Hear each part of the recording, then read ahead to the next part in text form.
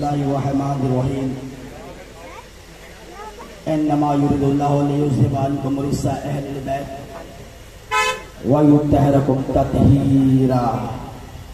सदक़ल्लाहु तआला फिल फ़ुरक़ानिल हमीद व सदक़ रसूलुल्लाह तआला सल्लल्लाहु अलैहि व आलिहि वसल्लम। व सल्लि अला सय्यिदना व शफ़ीअना व तबीबना व हबीबना व करीमना व इमामना व मलजाना व मुईसना व वलना व औसतना व आखिरना व कुल्लना हुज़ूर जनाब अबुल क़ासिम अहमद मुज्तबा मोहम्मद मुस्तफ़ा सल्लल्लाहु अलैहि व आलिहि वसल्लम व बाक़ी जुमला मुक़र्रबीन मोहम्मद मुहिब्बीन मोहम्मद लवाहिक़ीन मोहम्मद मुतक़दीन मोहम्मद मुतवस्सिलीन मोहम्मद मुतल्लक़ीन मोहम्मद ज़ुर्रियात मोहम्मद आल मोहम्मद अस्हाब मोहम्मद अज़वाज मोहम्मद अंसार मोहम्मद जानिसरान मोहम्मद आशिक़ान मोहम्मद सल्लल्लाहु अलैहि व आलिहि वसल्लम बाक़ी खुसूसन अहले बैत पाक अलैहिमुस्सलातु वस्सलाम इला यौमिल क़याम।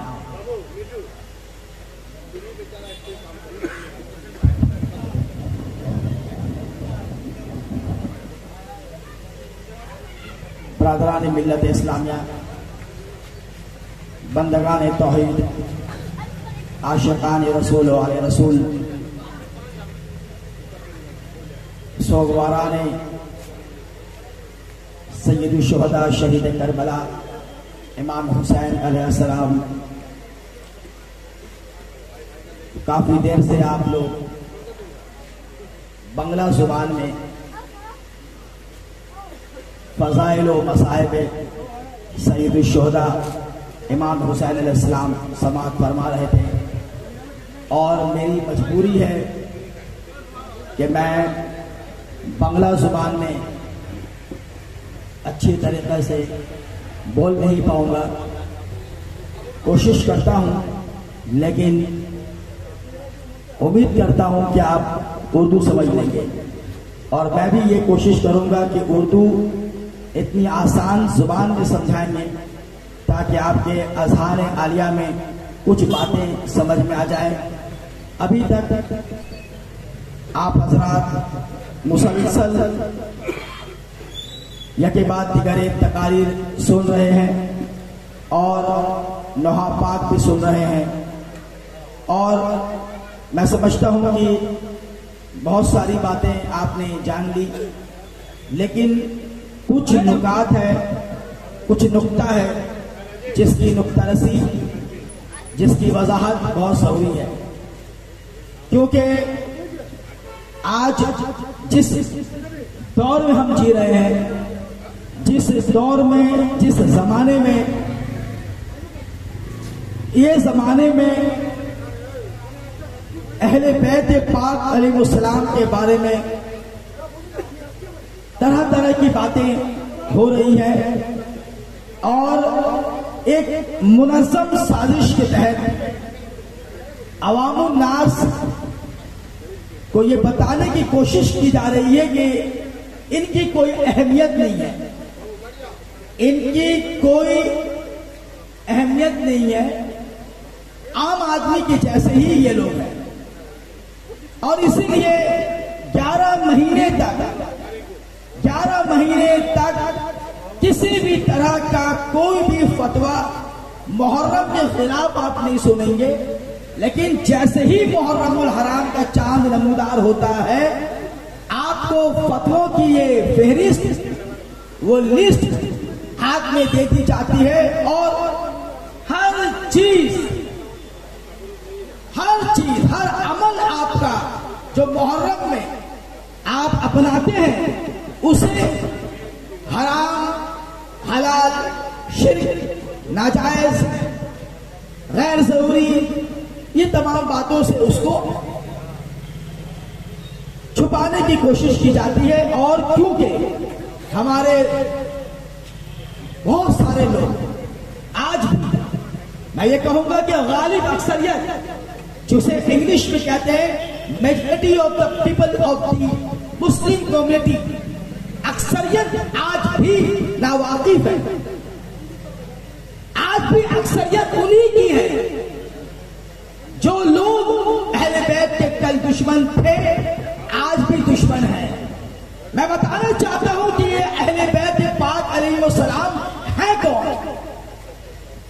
ऐसा कोई भी शख्स आपके सामने आ जाए, कोई भी शख्स दुनिया का, आपको पूरा इख्तियार है कि आप उस शख्स को कंडम करें, उस शख्स की बात को ना माने, उसकी किताब को ना माने, उसके फिलोसॉफी को ना माने, उसकी तहरीर को ना माने, उसकी तकरीर को ना माने, उसके स्ट्रगल को ना माने, उसके कंट्रीब्यूशन को ना माने। बैठ जाइए मौलाना साहब, अब आप बैठ जाइए, आना जरा कम कीजिए, यहाँ बैठ जाइए।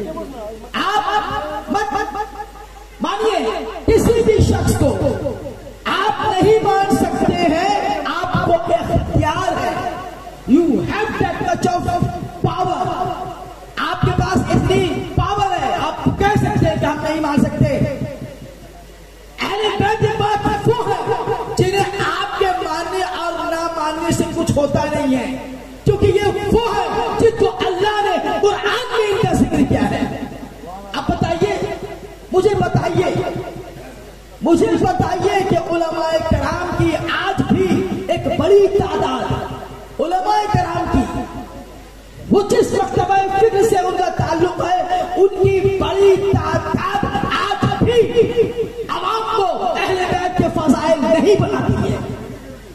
अहले बैत कौन है? आज आपसे कोई पूछ लेगा, मेरा छोटा भाई से पूछ लेगा, मेरे बुजुर्ग जानते हैं लेकिन छोटा पूछ लेगा कि ये अहले बैत है कौन? हमने तो कभी नहीं सुना। हम हर जुमा के खुतबे में मस्जिद में जाते हैं, जुमा सुनते हैं, मगर हमारे आलिम दीन नहीं बताते। क्यों नहीं बताते? सवाल है हमारा कि वो क्यों नहीं बताते, क्यों छुपाते हैं? अहले बैत वो है जिनका जिक्र अल्लाह ने कुरान में किया है। कुरान में आप कह देंगे हम नहीं मान सकते, आप कह दीजिए कि हम नहीं मान सकते। अल्लाह फरमा रहा है कुरान में, बिस्मिल्लाहिर्रहमानिर्रहीम, इन्नमा युरिदुल्लाहु लियुज़हिबा अन्कुम रिज्सा अहलिल बैत व युत्तहिरकुम तत्हीरा। आज आप और हम लोगों को बुलाते हैं, आइए आइए आइए, महफिल में बैठ के, मजलिस में बैठ के इमाम हुसैन का जिक्र है और लोग भाग रहे हैं। ये जानते हैं ये क्यों भाग रहे हैं? और ये बैठ कौन रहे बताया आपको? ये बैठने वाले कौन है और भागने वाले कौन है? सुन लीजिए, ये अहले बैत कौन है? अल्लाह कह रहा है, ऐ मेरे महबूब, ऐ मेरे हबीब, मैं इरादा करता हूं। कौन इरादा करता है? आपका और मेरा इरादा नहीं है जो अभी किया और अभी तोड़ दिया। अभी आपसे इरादा किया और इरादा तोड़ दिया। अल्लाह का इरादा है। क्या अल्लाह कहता है? मैं इरादा करता हूं मेरे हबीब, क्या इन्नमा युरिदुल्लाहु लियुज़हिबा अन्कुम रिज्सा अहलिल बैत व युत्तहिरकुम तत्हीरा। मैं इरादा करता हूं कि आपके अहले बैत से कसाफत को, निजासत को, गलाजत को दूर रखूंगा। जो दूर रखने का हक है किससे रखूंगा? आपके अहले बैत से। आपके अहले बैत के करीब निजासत को आने नहीं देंगे, गंदगी को आने नहीं देंगे, गलाजत को आने नहीं देंगे, खुराफात को आने ना देंगे। तो आप समझ लीजिए, जो भाग रहा है वो नजिस है, जो बैठ रहा है वो अपनी तहारत का पैगाम दे रहा है। यहाँ आने वाला सिर्फ पाक आ सकता है, नापाक नहीं आ सकता। क्यों? क्योंकि ये बस उनकी है जिनकी तहारत का सर्टिफिकेट अल्लाह कुरान में दे रहा है। जहां पर तहारत हो वहां निजासत आ सकती है? नहीं आ सकती। ये वो है अहले बैत। अब पूछा गया, सहाबा किराम ने पूछा, या रसूलल्लाह सल्लल्लाहु अलैहि वसल्लम, ये आपके अहले बैत है कौन? अभी आपसे हमारा बच्चा से छोटा छोटा जो या हुसैन कर रहा है, उनसे पूछ ले कोई कि ये अहले बैत है कौन? रसूल पाक सल्लल्लाहु अलैहि वसल्लम कहते हैं कि अहले बैत कौन? सुनो, अहले बैत कौन? मैं, मोहम्मद, अली, फातिमा, हसन और हुसैन के हम पंजतन अहले बैत हैं और हमारे कराबतदार अहले बैत हैं। नारा तकबीर, नारा रिसालत, नारा हैदरे। देखिए, नारा आप लगा रहे हैं, मैं देख रहा हूं कि लोग इस नारा की वजह, इस नारा से उनके अंदर वो उबाल पैदा नहीं हो रहा है। पता नहीं क्यों इतने शर्मा रहे हैं। मौलाना शबीर वारसी की बात मैं बोल रहा हूँ, उन्हीं की ये तकरीर के फकरा को मैं बयान कर दे रहा हूँ। मौलाना शकील अली वारसी कहते हैं कि ये दौर में जब यजीदी होने में नहीं शर्माता तो आप हुसैनी होने में क्यों शर्माते हैं? तो हाथ उठा कर कहिए नारे हुसैन। जब हलाल साधे हैं हाथ उठा कर नारे हुसैन लगाएंगे, बाकी का मैं जिम्मेदार नहीं हूँ। कहिए नारे हुसैन, नारे हुसैन, ताकि मुझे भी तो पता चले कि सब हलाल साधे बैठे हुए हैं, क्योंकि ये जिक्र अहले बैत सिर्फ हलाल साधों के लिए, गैर हलालियों के लिए नहीं है। दिमाग में रख लीजिए ये बात दिमाग में रखिए, ये सिर्फ हलालियों के लिए है। गैर हलाली लोग ना हुसैन के पास में आ सकते हैं, ना नारा लगा सकते हैं। क्यों? अरे हम और आप कौन है? आप कहिएगा हम मुसलमान हैं, अच्छी बात है, बिल्कुल बहुत खुशी की बात है। आप क्यों जिक्र शहादत कर रहे हैं? आपसे पूछेगा ना भाई, कोई पूछ सकता है क्या वजह है? वाक़या हो गया 1400 साल पहले, अभी तक क्या हुसैन कर रहे हो? क्या वजह है? तो जाहिल से जाहिल भी कहेगा अरे जनाब कैसी बात कर रहे हैं आप, क्यों नहीं कर रहे या हुसैन या हुसैन? इमाम हुसैन अलैहिस्सलाम ने करबला में अपनी जान देकर इस्लाम को नई जिंदगी बख्शी, इतना जवाब तो देगा वो, चाहे जैसा भी मुसलमान हो, जैसा भी हो। जवाब उसके पास है कि वो करबला के मैदान में अपनी कुर्बानी पेश करके इस्लाम जो मुतसलसल हो रहा था, इस्लाम जो फना करने की कोशिश की जा रही थी, इस्लाम को जो खत्म करने की कोशिश की जा रही थी, उस इस्लाम को इमाम हुसैन अलैहिस्सलाम ने करबला के मैदान में अपनी कुर्बानी, अपने घर वालों की कुर्बानी देकर बचा दिया। इसीलिए हम सब यहाँ पर उन्हें याद करके उन्हें खिराज अकीदत पेश करते हैं। यह हमारी छोटी सी कोशिश है, हम अदा नहीं कर सकते, यह हमारी छोटी सी कोशिश है कि हम उन्हें याद कर रहे हैं, क्योंकि हम एहसान फरामोश नहीं है। अल्लाह कुरान में कहता है हल जज़ाउल एहसान इल्लल एहसान, हम एहसान का बदला एहसान से तो चुका नहीं सकते, मगर हम इतना कर सकते हैं कि उनके एहसानों को याद करके जिक्र हुसैन करते हैं।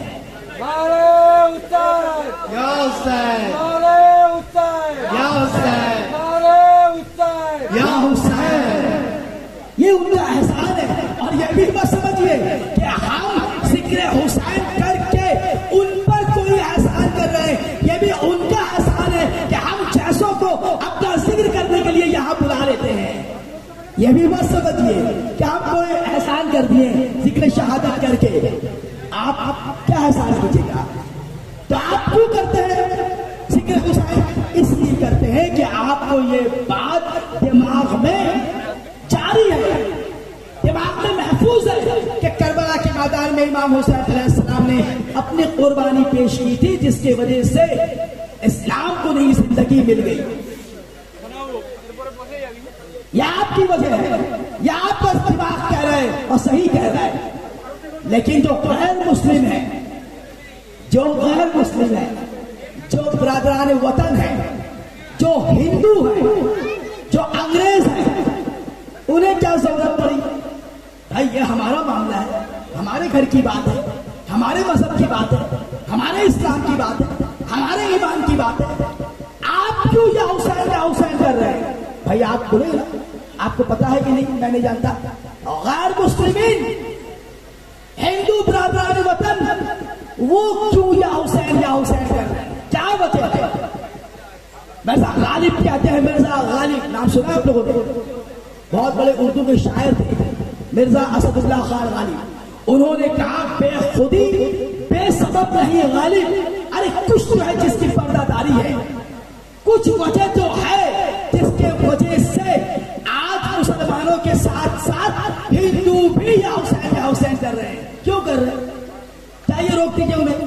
भाई आपको काला कपड़ा पर पहनने पर एतराज, आपके खिचड़ा पे एतराज, आपके शरबत पे एतराज, आपके ताजिया पे एतराज, आपके अलम पर एतराज, आपके ताबूत पे एतराज, आपके चलने पे एतराज, आपके अबाजनी पर एतराज, आपके मातम करने पर एतराज, आपके आगों पे आपके चलने पे एतराज, सभी लगाने पर एतराज, हर बात पे आपके एतराज शिर्क, बिदअत, हराम, हलाल, जहन्नम, जन्नत आपको कहा जाता है। अब आप हिंदुओं से कहिए कि आप क्यों कर रहे हैं, उनसे कहिए कि आप मत कीजिए या हुसैन, यह हमारा काम है, यह हमारे मजहब की बात है। कौन हिंदू? हिंदुस्तान के पहले वजीर आजम पंडित जवाहरलाल नेहरू। कौन है जो उनका नाम नहीं जानता? तो है यहां पर जो कहते कि मैं नहीं जानता। पंडित जवाहरलाल नेहरू कहते हैं अपनी किताब, उनकी किताब का नाम है lamentation for the house of prophet Muhammad. उनकी किताब है lamentation for the house of prophet Muhammad. वो अपनी किताब में कहते हैं कि तुम मुसलमान इमाम हुसैन को क्यों मानते हो? मुझे नहीं मानता, लेकिन हम क्यों मानते हैं? हमसे वजह से।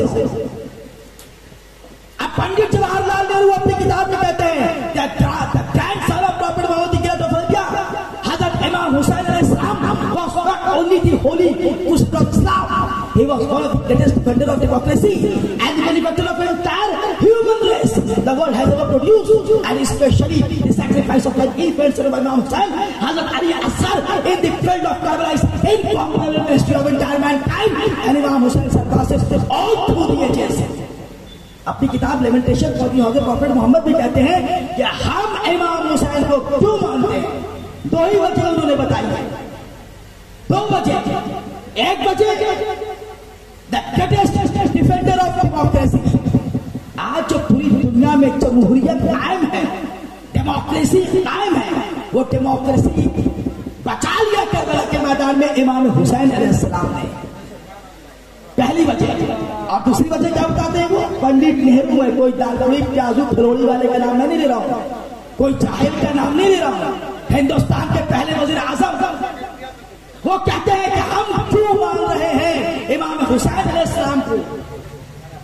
पहली वजह the greatest defender of democracy, और दूसरी वजह the benefactor of entire human race the world has ever produced. और दूसरी वजह यह कि इमाम हुसैन अलैहिस्सलाम अगर करबला के मैदान में अपनी जान की कुर्बानी न पेश करते तो इंसान जानवर बन जाता। आज तो हम आप मुसलमानी पर पड़े हुए हैं, हमारा झमेला क्या है? मुसलमान। वो कहता है कि इंसान जानवर बन जाता। इंसानियत तो उन्होंने करबला के मैदान में बचा लिया, अगर वो जान न देते तो इंसान जानवर बन जाता। अब हुसैन कौन है? हुसैन उसी अली के बेटे हैं, उसी अली के बेटे हैं। तो जो बाप का दुश्मन है वही बेटे का दुश्मन है। जो बाप के साथ लागू होता है, जो बातें वही बेटे के साथ होता है लागू। यानी मौला अली का दुश्मन जैसे बोले तो सना है, वैसे मौला हुसैन का दुश्मन बोले तो सना है। नारा हुसैन, या हुसैन, नारा हुसैन, हुसैनियत, हुसैनियत जिंदाबाद। इसलिए शायर ने क्या खूब कहा, क्यों तुझको दुश्मनी है अली और हुसैन से। देखिए शायर कहता है, इतनी तकरीर का खुलासा, शायर कहता है क्यों तुझको दुश्मनी है अली और हुसैन से। अरे मौका मिले तो पूछना कभी वालिदैन से, ताकि अपने माँ बाप से पूछो कि मेरे दिल में अली से दुश्मनी क्यों है, तो वो बताने की तुम औलाद किसकी हो। आई बात समझ में? ये दुश्मनी ऐसी है कि आदमी को जायज से नाजायज कर देती है। अजीजान गिराम ने कहा कि वो खाना है। अब कौन है, क्यों, कैसी इंसानियत बच गई? बस इसी पर मेरी तकरीर होगी ताकि लोगों को पता चले कि हुसैन कौन और यजीद कौन। आज यजीद को लोग बचाना चाह रहे हैं, उसकी तरफदारी कर रहे हैं। खाब में यजीद आ गया और आके कह रहा है, उसने पूछा को मुफ्ती साहब बड़े भोले अंदाज में कह रहे हैं, मैंने पूछा ए यजीद क्या तुमने मारा है इमाम हुसैन को?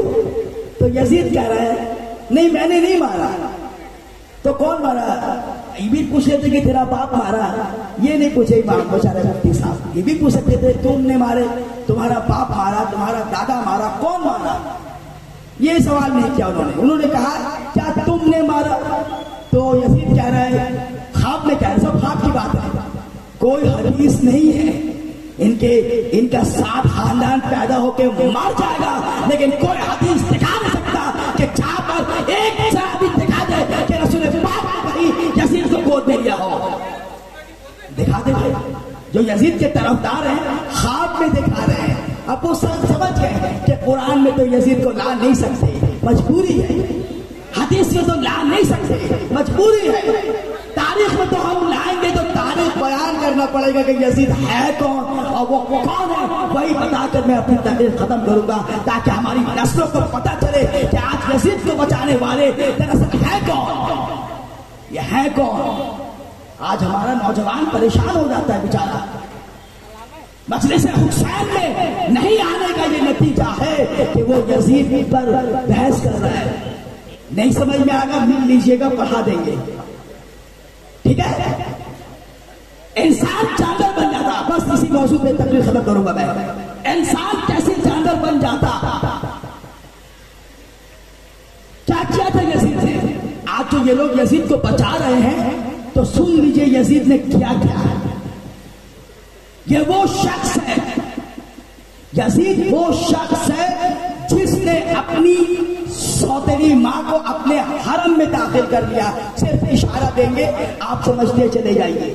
आई बात समझ में? समझ रहे हैं आप लोग? बहुत हार्ड नहीं बोल दिया, बांग्ला में बोलेंगे नहीं ना, समझ लिए। ये वो शख्स है जिसने अपनी सौतेली माँ तो है, लफ्ज माँ तो आ गई, उसको ले आया हरम में, जायज है। उसके बाद अपनी फूफी को ले आया, जायज है। अपनी बहनों को ले आया, जायज है। ये तमाम चीजें शराब पीकर, अभी मौलाना साहब कह रहे थे, आपने सुना ना, मौलाना साहब ने कहा कि ऐसा भी यजीद के दौर में एक कमजर्फ था, कमजाद था कि उसने शराब की हालत में नमाज पढ़ा दी, कोई रोकने वाला नहीं। वो दौर आप पढ़ेंगे तो आपकी हालत खराब हो जाएगी, आप परेशान हो जाइएगा। आज हम आप कहते हैं कि मुसलमान कितना गिर गया है, जी नहीं, सुन लीजिए, उस दौर का मुसलमान से इस दौर का मुसलमान बहुत अच्छा है। क्यों? आप बोलिए वो कैसे? अरे वो दौर के मुसलमान जिन्होंने, जिनके बाप ने, जिनके दादा ने हुजूर को अपनी आंखों से देखा, हुसैन को गोद में लेकर, उन्हीं के बेटों ने करबला में इमाम हुसैन को शहीद किया। कौन ज्यादा खतरनाक है? आज आपकी जुबान बंगला, भाई बंगला है ना, मेरी जुबान उर्दू और कुरान की जुबान में है, बोलिए अरबी। तो आप जो आज जिक्र हुसैन कर रहे हैं वो अरबी से उर्दू में हुआ, अरबी से बांग्ला में हुआ, ट्रांसलेट, अनुवाद। जब हुआ तो होने के बाद आपने जाना कि हुसैन कौन है। यही है ना, यही है ना सोर्स। क्या आप हुसैन हुसैन कर रहे हैं तो इसका सोर्स क्या है? इसका सोर्स ये है कि अरबी से जब ट्रांसलेट हुआ बांग्ला में तो आप जान गए। लेकिन जिनकी जुबान ही अरबी है, जो अरबी बोलते बोलते पैदा हुए, बड़ा हुए, जो आंख से देखा, उन्हीं के लड़कों ने करबला में इमाम हुसैन को शहीद किया। अब आप बताइए वो ज्यादा खतरनाक है या अभी के मुसलमान खतरनाक है? आंख से देखा, हुजूर को कुरान पढ़ा, अब पढ़ के करबला में जमा कर दिया, कितने खतरनाक थे। ताबियत ऐसी थी, इसने इस चीज को राइट कर दिया। अब आवाम क्या करती है पता है आपको?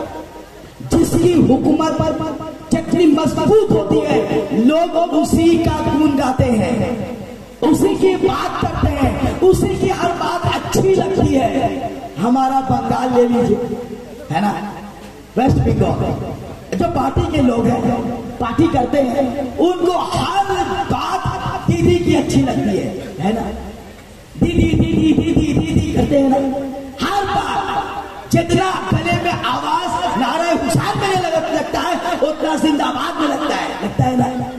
फैक्ट, ये हकीकत है कि नहीं भाई? सच बोलिए, जितना जोर से लीडर को खुश करना है तो जोर जोर से जिंदाबाद जिंदाबाद करना है ना, चाहे जिसकी भी हुकूमत हो, मुझे मतलब नहीं है, कोई भी हुकूमत।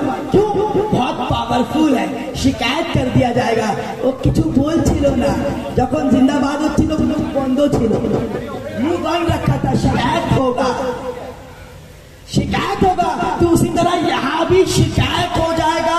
अगर आप हुसैन नहीं करेंगे तो रोज़े महशर शिकायत होगा कि ये जिक्र हुसैन में बैठा था और बैठ के मेरे हुसैन को आवाज नहीं देना था।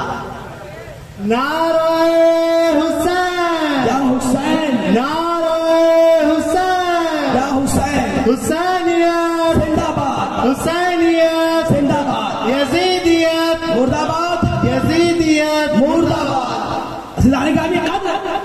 तो जिसकी हुकूमत जितनी मजबूत होती है उसके असर अवाम कबूल कर लेती है। यजीद की हुकूमत 32 मुल्कों में था। पहली बार सुनते होंगे आप, सुना है पहले 32 कंट्रीज, 32 मुल्क यजीद के कैप्चर में था। और यजीद के हुकूमत में उसके वालिद मोहतरम ने एक चीज राइज कर दिया था, एक चीज ऐड कर दिया था। क्या? 70,000 मेंबरों से मौला अली अलैहिस्सलाम को गालियां दी जाती थी। क्या दी जाती थी? समझ रहे आप? समझ रहे भाई? भाई आप लोग को समझ में बात आ रही है? गालियां दी जाती थी, गाली गलोच। किसको? मौला अली को, इमाम हुसैन के वालिद को गाली दी जाती थी मिंबर रसूल से। और ये सिलसिला चलता रहा। हुकूमत उसकी इतनी मजबूत थी कि अगर कोई प्रोटेस्ट करता था, कोई एहतजाज करता था, तो क्या होता था? वही उसको मारा जाता था मस्जिद के अंदर। 1.5 लाख मुहिब्बाने अहले बैत को जेल में डाल दिया गया। और ये बात लोग कबूल कर लिए कि जो मेरा हाकिम कहेगा वही हम करेंगे।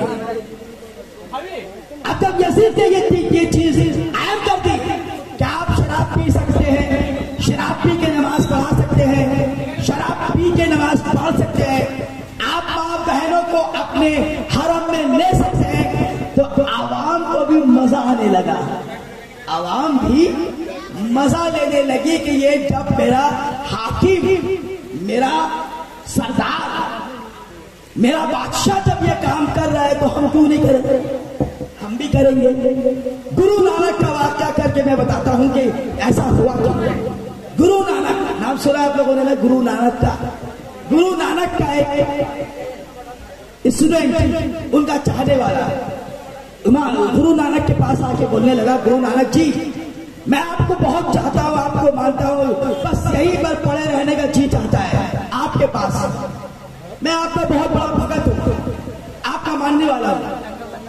गुरु नानक ने कहा चलो ठीक है, मुहर्रम का जमाना है, एक जगह मजलिस हुसैन हो रहा है, तुम वहां जाकर मजलिस हुसैन सुनकर आओ। वो इनकार कर दिया। उसने कहा नहीं, ऐसा नहीं हो सकता, मुझे जो हुक्म आप दीजिएगा हम मानेंगे, लेकिन हम मजलिस हुसैन में नहीं जाएंगे।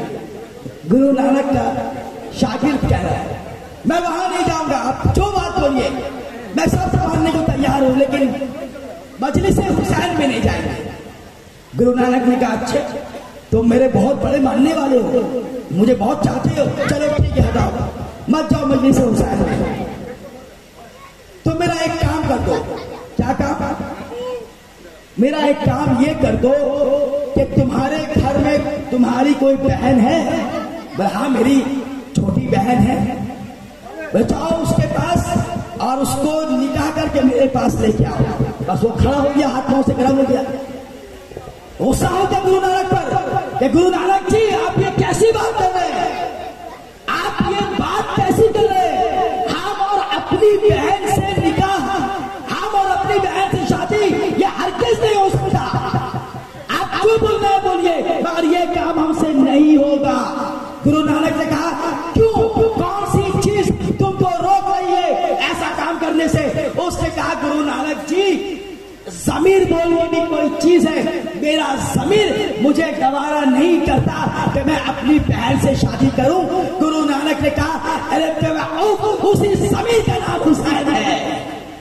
नाराए हुसैन, या हुसैन, या हुसैन, या हुसैन, या हुसैन, या हुसैन। उसी ज़मीर को हुसैन कहते हैं। अगर इमाम हुसैन अलैहिस्सलाम करबला के मैदान में अपनी शहादत नहीं देते तो आज ये तमीज हम और आप भूल जाते कि इसमें माँ कौन है, बहन कौन है, बेटी कौन है, बहू कौन है, बीवी कौन है। आप सबको बराबर समझते हैं। इस इज्जत को इमाम हुसैन ने करबला के मैदान में बचा लिया, बचा लिया। आप घर जाते हो ना, अभी मजलिस हुसैन से उठ के अपने घर जाओगे, दरवाजा खुलेगा, या तो माँ निकलेंगी, या बहन निकलेंगी, या बीवी निकलेंगी, या बेटी निकलेंगी, या बहू निकलेंगी। तो क्या सब आपकी नजर में बराबर है? बराबर है या नहीं? आप जवाब दीजिए।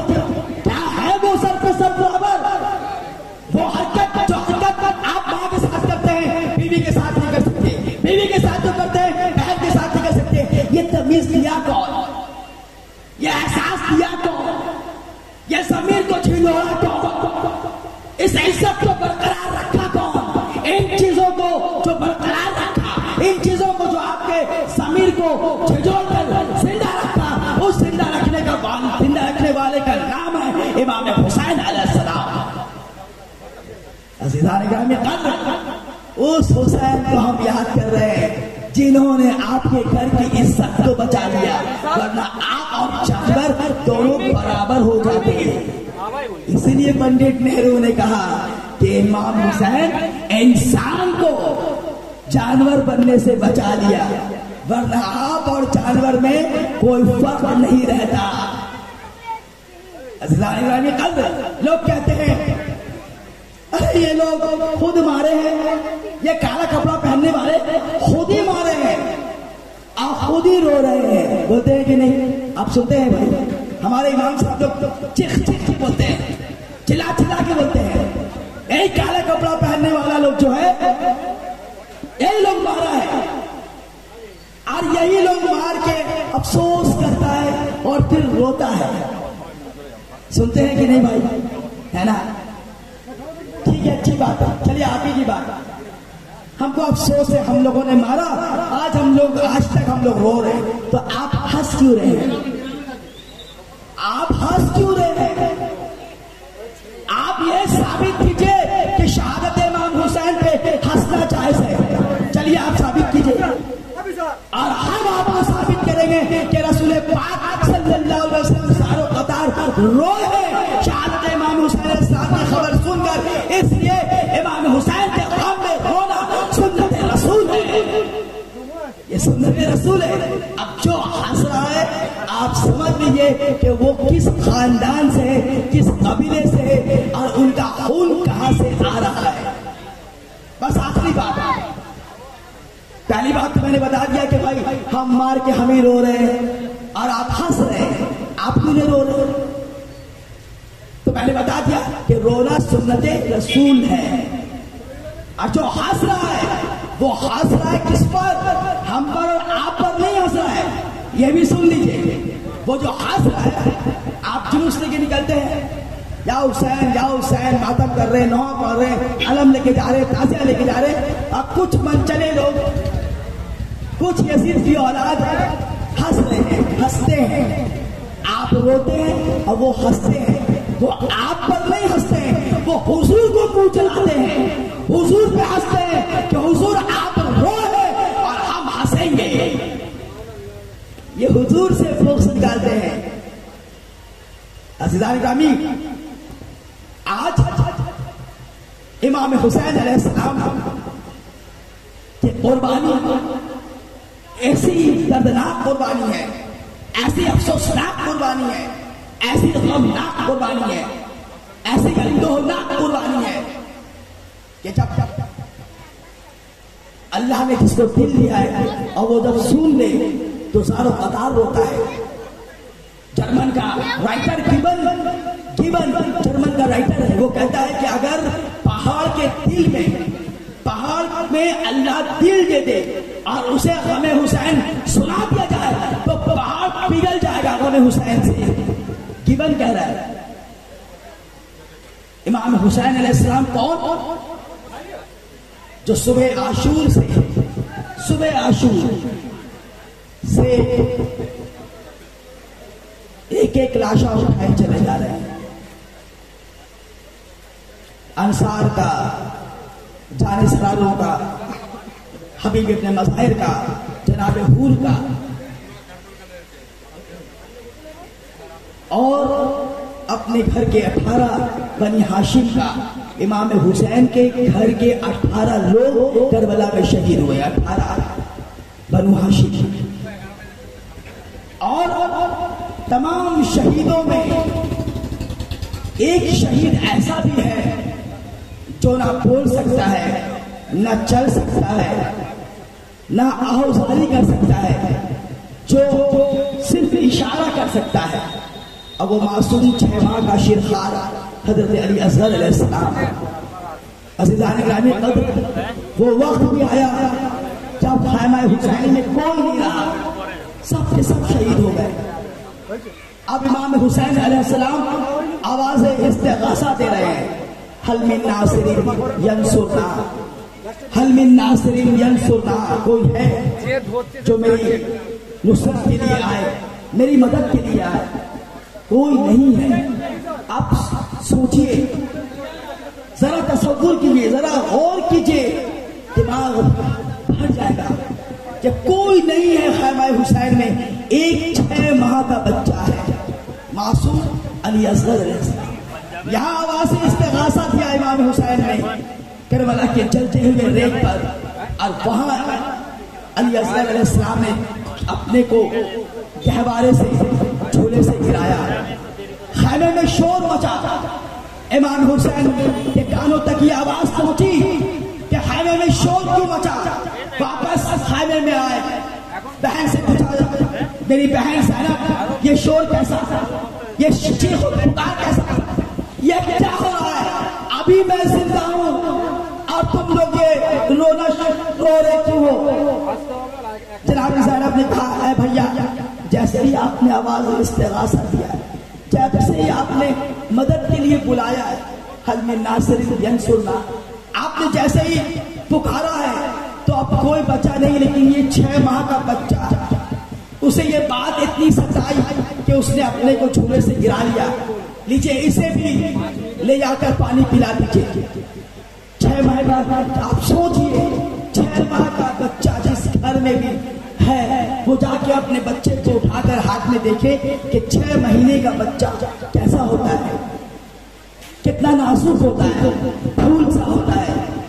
उस बच्चे को जनाब ज़ैनब ने कहा कि ये भैया, इसे भी पानी पिला ले आइए। बच्चे का गला खुश्क हो चुका है। इमाम हुसैन अलैहिस्सलाम ने कहा, लाओ बहन, ये नजराना मुझे दो, मैं अपने असगर को इन जालिमों के पास ले जाता हूं, उन्हें कहूंगा कि मेरे बच्चे को पानी पिला दे। इमाम हुसैन अलैहिस्सलाम अपने बच्चे को अबा के दामन में, चादर में छुपाकर मैदान करबला में लेकर आए। फौज अशरिया, ये काफिर, ये मुनाफिकीन की फौज, इन लोगों ने कहा, हुसैन आप कुरान लेकर आए हैं, कुरान का वास्ता दीजिएगा। अब हम वो भी नहीं सुनेंगे। इमाम हुसैन अलैहिस्सलाम ने कहा कि मैं कुरान नहीं लेकर आया हूं, ये मेरा बच्चा 6 माह का नातिक़ कुरान है। अली असगर, तुम अगर ये समझती हो कि मैं तुम्हारा कसूरवार हूं, तुम अगर समझती हो कि मैं तुम्हारा दुश्मन हूं, तुम अगर समझती हो कि मुझसे कोई खता हुई है, तो तुम मुझसे बदला लो। लेकिन ये 6 महीने का बच्चा मेरा 3 दिन से भूखा है, 3 दिन से प्यासा है, इसके गले खुश्क हो गए, इसे पानी पिला दो।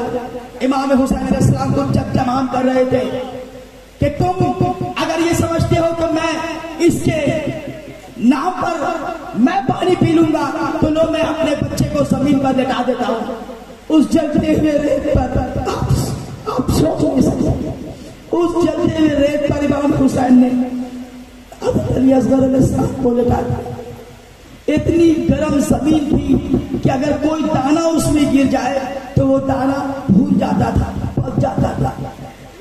वहां हज़रत अली असगर अलैहिस्सलाम को जमीन में जैसे ही लेटाया, बच्चे ने करवट लेना शुरू किया, पीठ चलने लगा। इमाम हुसैन अलैहिस्सलाम ने दोबारा गोद में लिया, लेके कहा मेरे बेटे इन्हें यकीन नहीं आता, ये यकीन नहीं कर रहे हैं मेरे बेटे, इन्हें अपनी खुश्क जुबान दिखा दो, शायद इन्हें तरस आ जाए, इन्हें रहम आ जाए। इमाम हुसैन अलैहिस्सलाम ने जैसे ही कहा, मासूम अली असगर ने अपनी सूखे हुए जुबान को जैसे ही बाहर निकाला, फौज में हलचल मच गई, फौज रोने लगे, फौजों में बगावत शुरू हो गई, मुंह छुपा छुपा कर रोने लगे कि 6 महीने के बच्चे को हम कैसे मारे, ये 6 महीने के बच्चे को हम कैसे मारे। यहाँ फौज में हलचल मची और वहां पर उमर आस ने कहा इमाम हुसैन ए हुरमला, हुरमला इमाम हुसैन के कलाम को कते कर, जल्दी से वो तीर चला जो तीर तेरे कमान में है, ताकि ये जल्दी से काम तमाम हो। यहाँ पर तीर दिया चुल्लू में और चाह के मारे, उसका तीर गिरता है, हुरमुला का तीर पहली बार जब गिरा, उमर आस ने पूछा क्या हुआ, तू मारता क्यों नहीं है, तुझसे बड़ा तीरंदाज तो कोई नहीं है, तो फिर मारता क्यों नहीं है। हुरमुला कहता है कि मैं कैसे मारूं, मैं जब जब तीर मारता हूं उठाता हूं तो देखता हूं कि एक सईफा है, एक शहजादी है जो आती है और आके बच्चे के गले में अपना गला डाल देती है, मैं कैसे मारूं। फिर दोबारा तीर उठाता है मारने के लिए, फिर गिरता है तीर को, पूछा गया क्यों तुमने तीर मारा नहीं, कहता है कि मैं क्या करूं, मैं देखता हूं कि बुजुर्ग शख्सियत आए हुए हैं और वो बच्चे के गले पे अपना गला डाल दे रहे हैं, मैं समझ रहा हूं कि ये कौन है, मैं कैसे मारूं। हुरमुला से डांट कर कहता है उमर साथ कि मैं कोई बात तुम्हारी सुनने को तैयार नहीं हूं, तुम जल्दी तीर चलाओ, फौज में बगावत हो रही है, लोग रो रहे हैं। हुरमुला ने तीर उठाया, वो तीर जो तीर से ऊंट को नहर किया जाता है, ऊंट को मारा जाता है, ऊंट को ज़बह किया जाता है, उस तीर को चलाया। यहाँ तीर का चलना था, वहां हजरत अली असगर अलैहिस्सलाम ने सनसनाती हुई तीर को देखा कि मेरे बाबा को कहीं ना लग जाए ये तीर। वो हजरत अली असगर अलैहिस्सलाम ने अपने गले को उठाया और आते ही तीर को अपने गले में लिया, तीर गले को खींचता हुआ बाजू हुसैन में बेबस हो गया। इमाम हुसैन अलैहिस्सलाम ने उस अपने बच्चे के खून को जो 3 दिन से सूख गया था, जिसके जुबान में कांटे पड़ गए थे, उस खून को चुल्लू में लिया और लेकर इमाम हुसैन अलैहिस्सलाम ने चाहा कि आसमान की तरफ फेंके। आसमान से आवाज आई, ए हुसैन, इस 3 महीने 6 महीने के बच्चे को, इस खून को आप आसमान की तरफ ना फेंकें, अगर आप फेंकेंगे तो आसमान से बारिश नहीं होगी, आपके तमाम बंदे मर जाएंगे। इमाम हुसैन ने उस खून को जमीन की तरफ चाह के फेंक दूं कि जमीन से आवाज आई कि आप इस खून को जमीन पे ना फेंकें, अगर आप जमीन पर फेंकेंगे तो जमीन में अनाज ना उगेगा, अल्लाह के मखलूक भूखे मर जाएंगे। इमाम हुसैन अलैहिस्सलाम ने कहा बेटा मेरा, तेरा खून असगर, इनकार आसमां को है, राजी जमीन नहीं। असगर तेरे खून का ठिकाना कहीं नहीं। ये कहकर इमाम हुसैन अलैहिस्सलाम ने उस खून को अपने दाढ़ी मुबारक में मल लिया। इन्ना लिल्लाहि व इन्ना इलैहि राजिऊन। या अली असगर, या अली असगर, या अली असगर, वमा अलैना इल्लल बलाग। नारा